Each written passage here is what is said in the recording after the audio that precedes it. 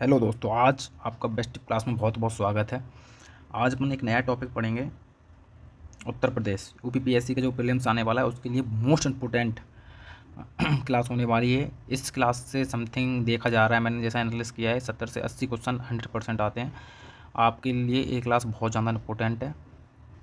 तो स्टार्टिंग करते हैं। वस्तुनिष्ठ प्रश्न है और सामान्य ज्ञान है। तो पहले अपन देखते हैं कि इस क्लास में पढ़ेंगे क्या क्या। ठीक है, तो उसको देख लेते हैं।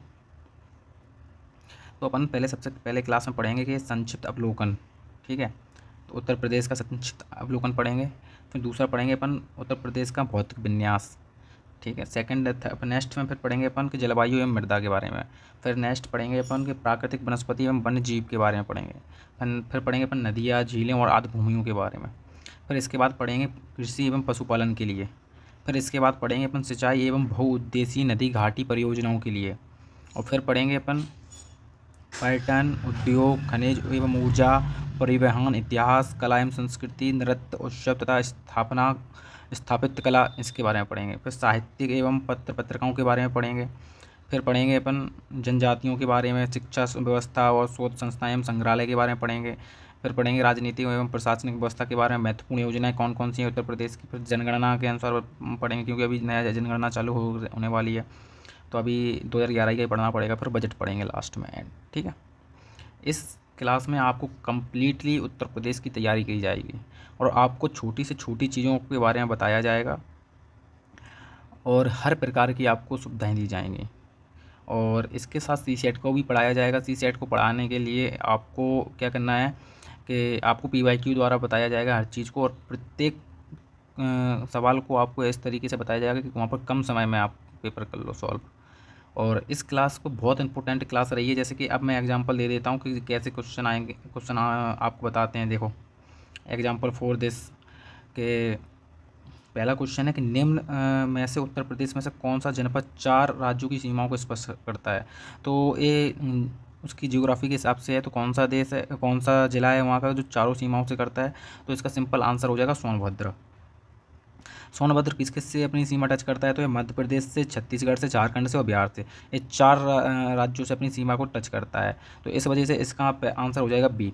अब देख लीजिए ये क्वेश्चन पेपर किस किस में आया है। यूपीपीएससी स्टेट एग्रीकल्चर सर्विस में आया हुआ है।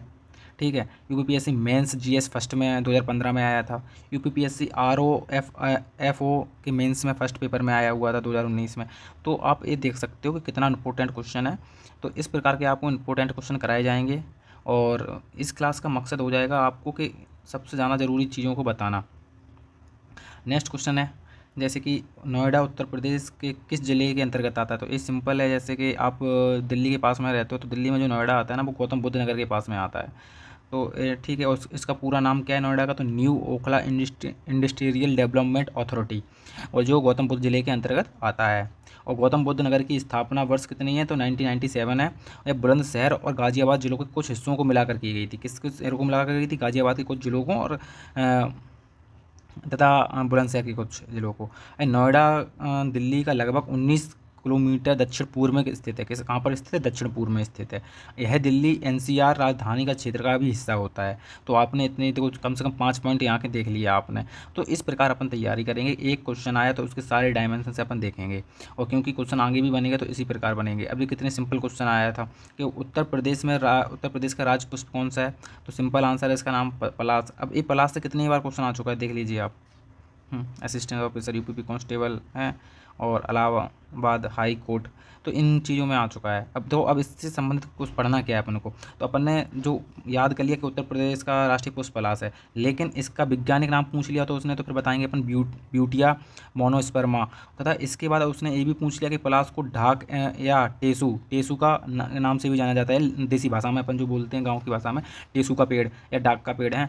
तो उनका भी नाम होता है, उपनाम बोल ले, इससे भी नाम आ सकते हैं। पलाश के फूलों का इस्तेमाल किस में किया जाता है। रंग बनाने में किया जाता है, और इस रंग से बनाने से त्वचा का रंग को कोई नुकसान नहीं पहुंचता। तो इस प्रकार क्वेश्चन को अपन को पढ़ना जरूरी होता है। सारे डायमेंशन जानकारी होना चाहिए। तो अपन को ऐसे इसी प्रकार अपन देखो नेक्स्ट क्वेश्चन ये देखते हैं यहाँ पर कि निम्नलिखित में से कौन सा जो क्वेश्चन आपको दिख रहा है ना, हाँ, निम्नलिखित में से कौन सा एक उत्तर प्रदेश के तथ्यों के बारे में बेमेल है, मतलब मैचिंग नहीं कर रहा है। तो अपन को मैंने बताया था कि राज वृक्ष कौन सा है, अशोक, बिल्कुल सही बात है। राजी पुष्प पलाश जो है अपन ने पढ़ा हुआ है, बिल्कुल सही है ये भी। राष्ट्रीय पक्षी सारस या क्रेन, बिल्कुल ये भी ठीक है। लेकिन राष्ट्रीय पशु नीलगाय नहीं है, वहाँ का वो राष्ट्रीय पशु है बारहसिंगा। तो इस वजह से एक क्वेश्चन गलत हो जाएगा, डी ऑप्शन। तो आंसर हो जाएगा इसका डी। तो उत्तर प्रदेश का राजकीय पशु बारहसिंगा है, ना कि नीलगाय। और इस प्रकार से सभी क्वेश्चन ये बेमेल खाता है, ठीक है। और नेक्स्ट क्वेश्चन है कि अब इसके बारे में बताते हैं कि निम्नलिखित में से कौन सा शहर गोमती नदी के तट पर स्थित नहीं है।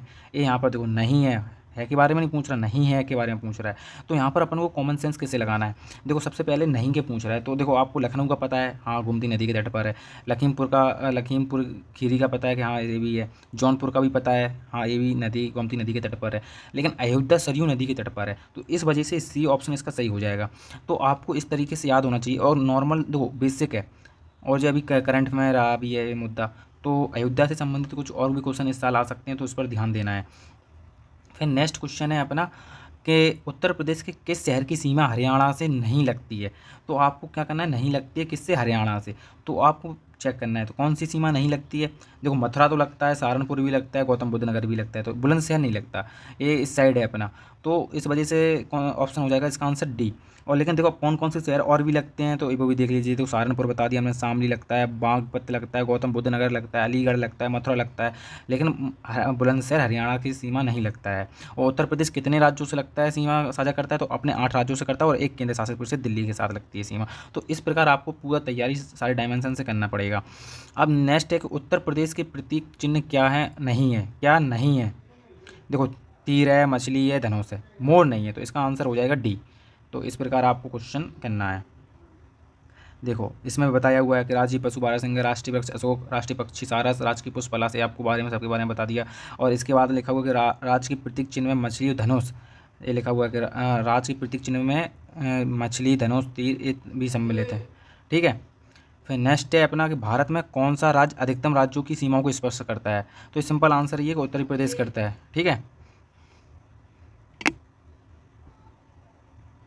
तो इसका आंसर हो जाएगा डी। अब इसको आंसर में आपने तो अब आंसर पढ़ लिया, तो इसके लिए अपन को अंदर से डिटेल से एनालिस करना है। तो डिटेल एनालिस क्या होगी वो देखिए। तो 8 राज्य और एक केंद्र शासित प्रदेश, जैसे मैंने आपको बताया है, रिपीट क्वेश्चन, मतलब हर कोई क्वेश्चन आगे वाली थीम से ही बनता है। तो ये अंतर्राष्ट्रीय सीमा से भी साझा करता है, तो वो कौन सा है, नेपाल है। तो भारत के किस राज्यों के द्वारा स्पर्श करता है, पहले उत्तर प्रदेश, देखो उत्तर प्रदेश का है, उत्तराखंड, हिमाचल प्रदेश हैं, और हरियाणा, राजस्थान, मध्य प्रदेश, छत्तीसगढ़, झारखंड, बिहार, इन राज्यों से भी करता है। ये 8 राज्य हो गए। इसके बाद दिल्ली केंद्र शासित प्रदेश हो गया, और अंतर्राष्ट्रीय सीमा नेपाल से साझा करता है। तो आपको ये पूरा डायमेंशन याद होना चाहिए, मैप वाइज याद होना चाहिए, यदि आप इस बार एग्जाम दे रहे हो। और जो नहीं दे रहे हैं तो वो इस बार समझ लीजिए कि आपको पढ़ना क्या है।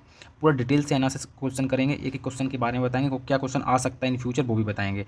तो आपको इस क्लास को मिस नहीं करना है कोई भी कंडीशन में। नेक्स्ट क्वेश्चन है इसी प्रकार की, श्री मनोज सिन्हा को अगस्त 2020 में किस संघ शासित प्रदेशों का उपराज्यपाल नियुक्त किया गया था। तो एक 2020 में किसको किया गया था, तो सिंपल आंसर हो जाएगा जम्मू एंड कश्मीर का। तो जम्मू कश्मीर का इनको किया गया था, और लेटेस्ट करंट में रहा है, जम्मू कश्मीर मुद्दा बना हुआ था, तो इस वजह से एक क्वेश्चन आ सकता था। तो इसके बारे में जम्मू कश्मीर से अपनी क्या उत्तर प्रदेश के क्या कनेक्टिविटी है वो उसके बारे में भी नॉलेज लेना है, कि जितने भी राज्यों से थोड़ा बहुत हो। जल सीमा विवाद के बारे में भी थोड़ा आपको पढ़ना है। तो ऐसे ही सबके बारे में बताऊंगा मैं हर चीज़ के। अब नेक्स्ट क्वेश्चन जैसा है कि क्षेत्रफल की दृष्टि से भारतीय राज्य के बीच उत्तर प्रदेश का स्थान कौन सा है। तो ये सिंपल आंसर है, इसका चौथा स्थान है, तो ये आंसर इसका डी हो जाएगा।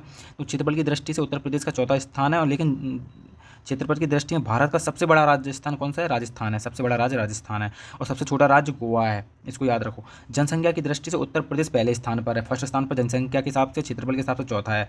और जबकि भारत का सबसे बड़ा केंद्र शासित प्रदेश कौन सा है, लद्दाख।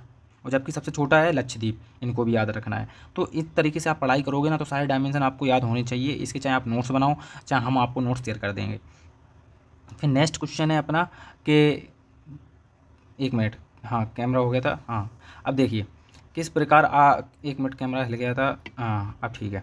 किस शहर को खिलौने के शहर के नाम से भी जाना जाता है। अब ये आंसर अच्छा है, तो इसका आंसर क्या हो सकता है आप कमेंट में कीजिए। गाजियाबाद है कि नोएडा है कि कानपुर है कि ग्रेटर नोएडा है, तो आप इसका आंसर कमेंट में कीजिए। चलो हम बताते हैं, आपका इसका आंसर हो जाएगा कि क्या होना चाहिए। इसका नगर होना आंसर है अपना खिलौना का शहर उत्तर प्रदेश ग्रेटर नोएडा को बोलते हैं। ग्रेटर नोएडा कहाँ है? जो क्या बोलते हैं, लाल परी चौक आपने समझा होगा, या ग्रेटर नोएडा को जो अभी अपना उत्तर इस साइड दिल्ली से इसकी सीमा साझा करता है, और उसमें उसको बोलते हैं ग्रेटर नोएडा। हाँ, और जो अपना किसके अंतर्गत आता है, तो गौतम बुद्ध नगर के अंतर्गत थोड़ा आता है। तो ग्रेटर नोएडा खिलौनों का शहर को बोलते हैं, ठीक है, खिलौनों का शहर को। अब देखो कानपुर में क्या होता है, तो कानपुर में चरम उत्पाद होता है। आपको दो चार ऑप्शन आए तो चार ऑप्शन के बारे में याद होना चाहिए क्या क्या है। गाजियाबाद में क्या है कि इंजीनियरिंग सामान बनता है, और गौतम बुद्ध नगर में रेडीमेड कपड़े बनते हैं। तो इस चारों डायमेंशन आपको याद होने चाहिए। एक क्लास का मतलब है कि आपको चारों जो ऑप्शन आ रहे हैं उसके बारे में नॉलेज कराना।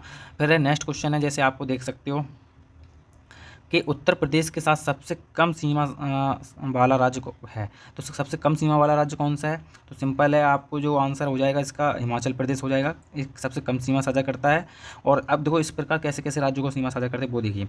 उत्तर प्रदेश के साथ सबसे छोटी सीमा साझा करने वाला हिमाचल प्रदेश है, और जिसमें से उत्तर प्रदेश का सहारनपुर जिला संलग्न होता है, ठीक है, मतलब सहारनपुर की सीमा लगती है। और उत्तर प्रदेश की सीमा कितने राज्यों से लगती है? तो 8 राज्यों से लगती है, जो मैंने आपको बता दिया। और इसकी सबसे ज़्यादा लंबी सीमा किससे लगती है? मध्य प्रदेश से लगती है, इसको याद रखना है।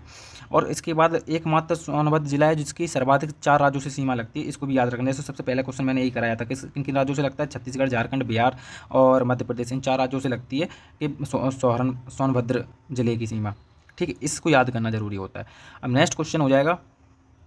आज कैमरा दिक्कत दे रहा है तो जल्दी, आज थोड़ी कम लंबी ले जाएंगे क्लास, एक खाली डेमो क्लास थी आपके लिए, और फिर बाद में आपको सिखाया जाएगा। इसके बाद 2-3 क्वेश्चन और करेंगे। निम्नलिखित में से कौन सा सम्मिलित नहीं है? देखो आज कैमरा बहुत ज़्यादा ही प्रॉब्लम दे रहा है, तो कौन सा सम्मिलित नहीं है वो चेक करना है। तो सबसे बुठूर गंगा नदी बिल्कुल एग्जैक्ट सही है। गोरखपुर राप्ती बिल्कुल एग्जैक्ट सही है, राप्ती नदी है। और फिर इसके बाद आ जाइए जौनपुर। तो जौनपुर किस नदी के यहाँ? गोमती नदी के किनारे है, तो इस वजह से एक ऑप्शन गलत हो जाएगा, जैसे मैंने आपको बताया, ठीक है। और कौशाम्बी यमुना नदी के किनारे बिल्कुल एग्जैक्ट सही है, इसलिए एक क्वेश्चन एकदम सही हो जाएगा। अब नेक्स्ट क्वेश्चन क्या है कि उत्तर प्रदेश में, ठीक है, क्वेश्चन समझो, उत्तर प्रदेश में कौन सा व्यावसायिक शहर पीतल के बर्तनों के लिए प्रसिद्ध है? किसके लिए? पीतल के बर्तनों के लिए। तो इस चीज़ को अपन को देखना है, किसके लिए? पीतल के बर्तनों के लिए। सिंपल, देश के पीतल के शहर के नाम से भी प्रचलित है, तो ये कौन सा आंसर हो जाएगा? मुरादाबाद फेमस है, आपको इसको याद रखना है। किसके लिए? पीतल के शहर के लिए। अब उसके लिए पीतल की नगरी भी कहा जाता है इसे। सजावटी का सामान भी पीतल का यहाँ पर मिलता है। और यह किस नदी के किनारे है? रामगंगा नदी के तट पर स्थित है, इसको याद रखना है। अब आ जाइए नेक्स्ट क्वेश्चन। नेक्स्ट क्वेश्चन है कि ब्रिटिश शासन के दौरान उत्तर प्रदेश का क्या नाम था? तो इसका आंसर हर बच्चे को आना चाहिए। तो क्या नाम होना चाहिए इसका? ब्रिटिश शासन के दौरान इसका उत्तर प्रदेश को आगरा और संयुक्त राज्य प्रांत के नाम से भी जाना जाता था, इसको याद होना चाहिए, ठीक है। इसके आज़ादी के बाद इसका नाम उत्तर प्रदेश रखा गया।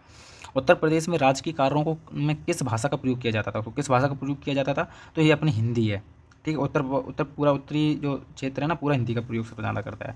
और green park cricket stadium Uttar Pradesh के किस जिले में स्थित है? तो आपको ये याद करना चाहिए किस जिले में स्थित है, तो ये कानपुर में स्थित है, ठीक है, green park cricket stadium. Next question है कि ऐसे ही आपको फिर बताए जाएंगे, उत्तर प्रदेश में निम्नलिखित शहरों में से कौन सा गोमती नदी के तट पर स्थित है? तो गोमती नदी दोबारा पूछ लिया गया है क्वेश्चन, इसलिए कितना इंपॉर्टेंट है इसकी आप समझ सकते हो।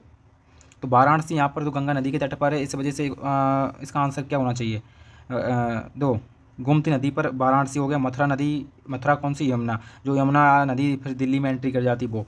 फिर आगरा में कौन सी हो जाएगी? आगरा में भी यमुना नदी हो जाएगी, ठीक है, क्योंकि वो ताजमहल के पीछे जाती है। और फिर लखनऊ, लखनऊ किसके नदी की है? गोमती नदी के किनारे। तो आपको देखो रिलेटेड क्वेश्चन कितना जरूरी है, इसलिए मैं बोल रहा हूँ क्वेश्चन बहुत रिपीट क्वेश्चन आते हैं, तो इनको आपको जरूरी करना है। और आज का लास्ट क्वेश्चन रहेगा कि स्वतंत्र भारत में उत्तर प्रदेश के विगत काल के संयुक्त प्रांत के पहले गवर्नर कौन थे? तो आपको एक क्वेश्चन याद अच्छा होना चाहिए, सरोजिनी नायडू, ठीक है। आपको इस तरीके से क्वेश्चन याद होना चाहिए, और इनकी डेफिनेशन मैं आपको समझाता हूँ। देखो, भारत की स्वतंत्रता के उपरांत उत्तर प्रदेश विगत काल की संयुक्त प्रांत था, विगत काल उसको संयुक्त प्रांत के नाम से जाना था। इसकी पहली गवर्नर सरोजिनी नायडू थी, जिनका कार्यकाल 5 अगस्त 1947 से 2 मार्च 1949 तक रहा। और इनके पश्चात बी मालिक व HP मोदी थे, ठीक है। उसके बाद BP मालिक रहे, फिर HP मोदी रहे। उत्तर प्रदेश का संयुक्त प्रांत नाम 1937 से लेकर 1950 तक था, ठीक, 1937 से लेकर 1950 तक इसका नाम क्या था? संयुक्त प्रांत था। उसके बाद 24 जनवरी को उत्तर प्रदेश का दिवस मनाया जाता है। तो आपको यहाँ पर इंपॉर्टेंट खबर क्या है कि 24 जनवरी को उत्तर प्रदेश दिवस मनाया जाता है, क्योंकि इसी दिन 1950 को उत्तर प्रदेश का नाम परिवर्तित किया गया था। तो 24 जनवरी 1950 को इसका नाम परिवर्तित कर दिया गया था, ठीक है। तो आपको ये सारे डायमेंशन याद होने चाहिए। इस प्रकार आप कोई भी क्वेश्चन की तैयारी, पेपर की तैयारी करोगे करोगे तो उसको ऑप्शन के द्वारा पूरा हल करोगे ना, तो आपके 90.99% क्वेश्चन आपके सही होने के चांस बनते हैं। और इस तरह की क्लास करने के लिए आपको इस चैनल को सब्सक्राइब करना पड़ेगा, लाइक करो, शेयर करो, क्योंकि ये स्टार्ट चैनल कुछ ही दिनों पहले बनाया हुआ है, तो इसके लिए आप लोगों का सपोर्ट बहुत ज़्यादा ज़रूरी है। और ऐसे ही इस क्लास को देखने के लिए बहुत बहुत धन्यवाद।